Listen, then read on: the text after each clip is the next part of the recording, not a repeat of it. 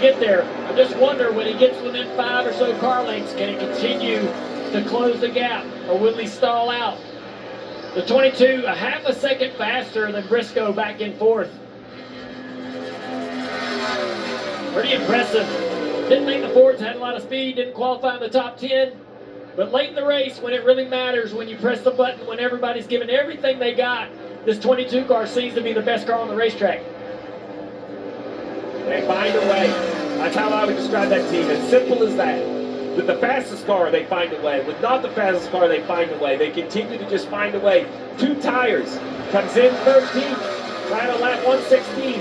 Uses that fuel load to jump forward all the way up into the mix. Paul Wolf continuing to find a way to give his driver a chance. The question is, can the experience of Bell or the experience of Logano pay off? I just think about the combo of that 22 team. And you mentioned Paul Wolf, a tremendous leader on the box. Coleman Presley on the spotter stand does such a good job. He and Joey, the best of friends. And Logano behind the wheel, a 3-time champion who has had so many big moments. Make his eyes are making him shallow 3, 5.5, lower than his win. Almost a second back. Took a while, but he's closed the gap. Cut it in half. Going back to the challenge drivers for $1 million. One position, one car separating them. AJ Allmendinger, you see Gillen right there. AJ and then Blaney in the 12, still hanging in there, battered, beaten. Right side of that car destroyed the fence. The game within the game. Drama for the $1 million and the in-season challenge. A champ going against the upset-minded Todd Gilliland. And it's getting tight up here with Hyman Bell. Bell is closing the gap. He's going to be in position now where he'll get the toe down the back straightaway or down the front straightaway, being able to possibly over 550 starts as a crew chief, 44 wins, 3 championships. He has seen all of this before. Shannon, we are closing in. 11 to go. Next time by. You know, Steve, I asked you earlier today who was one of the best crew chiefs in the garage with strategy, and you did not even take a pause. You said Paul Wolf. I asked him about that. He said it's something he started working on when he was crew chiefing for Brad Keselowski. He says he takes all of the information that he gets from teams about the trends and the history, but it's his job to apply that to the race. He says you got to understand your driver, your car, and how the race is playing out. But here's something really interesting. He said, I'm not an engineer. I'm a racer.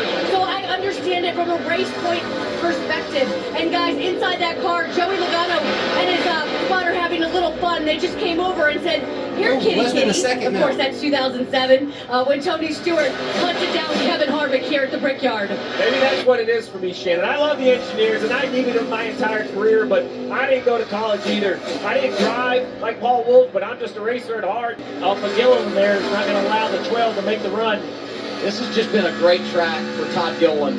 6th here in both of his starts in the Brickyard 400. Got his first ever top 5 in a Cup car on the road course here in Indianapolis in his rookie campaign. And today, trying to top it off, winning $1 million. Got a hold of Ryan Blaney for 9 more laps.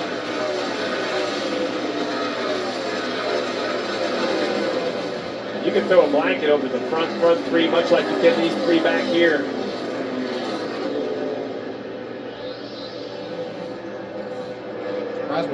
There you see the separation out front. A little distance now for Heim. Looking back at Bell, 0.4 of a second now. I'm starting to stretch it out. Oh, this has got to be just pressure filled if you're the driver of the 67. And then he's got a decent run right here down the front straightaway. I thought the 19 of Briscoe got high off the 4 there. Then he's not able to make a move, but looks like Heim's kind of settled in, or at least right this moment. The balance issue on that car, you talk about being loose, you know that's not gotten better. You see the car, whoa, up off the corner there, a little bit loose. He's fighting this race car on every exit. But so far, he's been able to minimize any loss and keep that 20 car right at 3/10. He doesn't seem to get much closer than that. Right there, just inside of 3/10, but you're going to have him gain on you down the straightaways a little bit. You want to be able to keep that gap anywhere from 3/10 to a half a second. That way the 20 doesn't have a chance to make a move late on the straightaway for a dive bomb into the corner. 7 laps remaining, this time by. Joey now inside of 8/10 back there. Well, you know he's not going to go away. It's like Himes starting to back the 20 up again. Is Himes starting to fall off a little bit more? Is Himes struggling with the balance so much? Back in that 22 into this fight again. Not a great lap for Himes there, 51.42. 26 behind him in that 20 car. Bell, a 31 for Logano. Bell's getting closer. See right there? That's a little bit too close for comfort at the end of